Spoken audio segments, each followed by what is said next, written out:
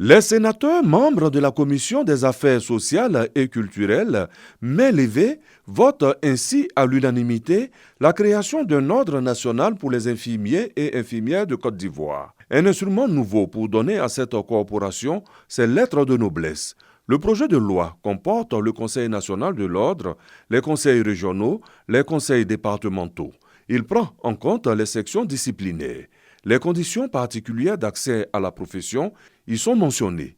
Sécurité sanitaire de la population, la qualité des prestations de soins pour la performance du système national de santé, la tutelle tient le bon bout. Nous voulons implanter durablement donc, le capital humain, surtout leur engagement, leur dévouement, mais surtout leur conscience professionnelle en donc, réformant les ordres.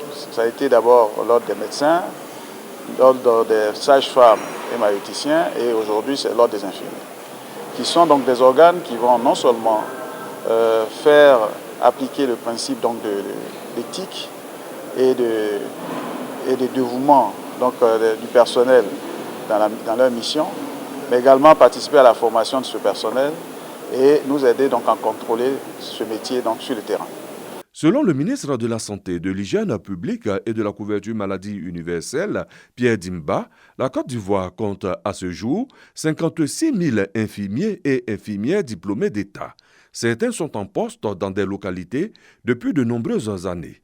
Le premier grand mouvement d'affectation s'annonce. Plus globalement, on a 56 000 personnes qui travaillent dans ce secteur et en même temps, nous avons identifié des zones de désert sanitaire où il n'y a pratiquement pas de personnel.